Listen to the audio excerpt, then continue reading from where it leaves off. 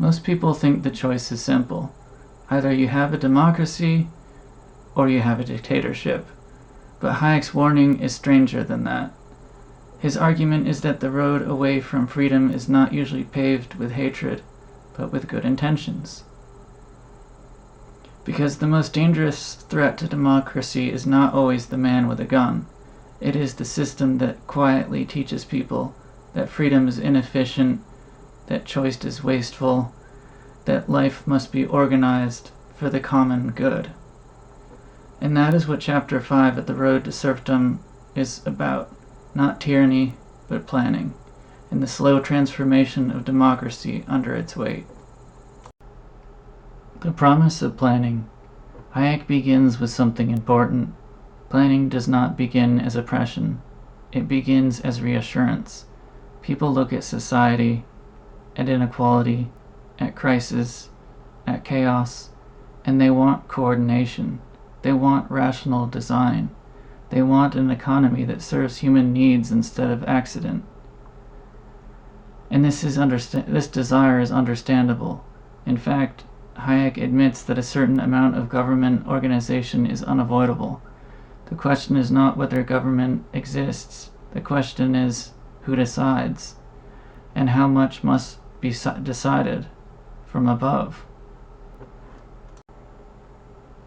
Here is Hayek's central point in Chapter 5. A planned economy requires thousands of decisions, not just big moral goals, but endless practical choices. How much steel? How much bread? Which industries grow? Which shrink? Who gets priority? And once you accept planning, you accept that someone must choose. But in a democracy, millions of people do not agree on one single plan. They do not share one hierarchy of values. Some want security, some want equality, some want tradition, some want progress. So Hayek asks, how can democracy possibly plan the whole economy when democracy is built on disagreement? Planning requires unity. Democracy requires pluralism. That tension is not a detail. It is the problem. The planner's dilemma. If citizens do not agree, the planners face a choice. Either abandon the plan or override the disagreement.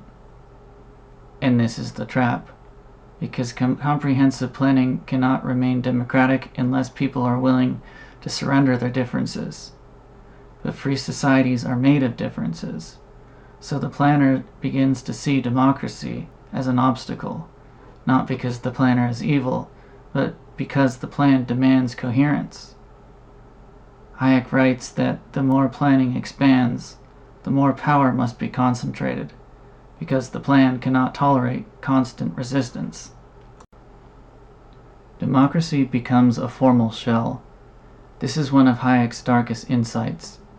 A society may still hold elections, and still speak the language of democracy, while the real decisions have moved elsewhere, to boards, committees, agencies, experts, administrators.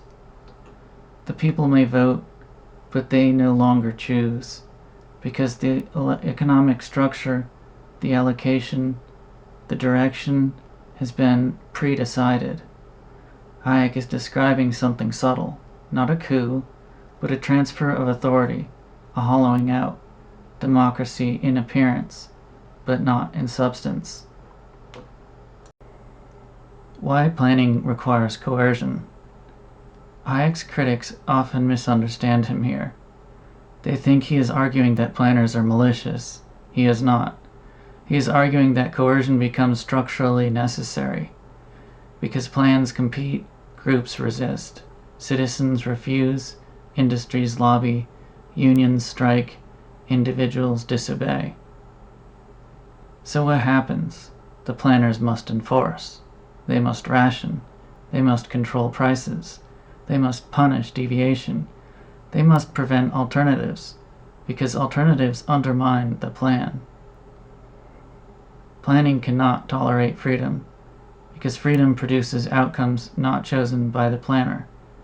And this is why Hayek says, Planning cannot remain limited. It expands or collapses.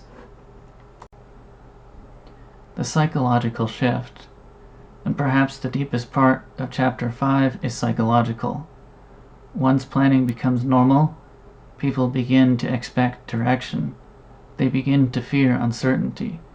Freedom starts to feel like disorder. Choice starts to feel dangerous. So citizens themselves began to demand control, not because they want tyranny, but because they want safety. And that is how democratic people vote themselves into dependence, not by force, but by exhaustion. Hayek's argument in Chapter 5 is not that democracy is fragile because of enemies, but because of contradictions. Democracy is a system built on disagreement, planning a system built on enforced agreement, and when planning becomes total, democracy becomes cosmetic, a ritual, a symbol, not a reality.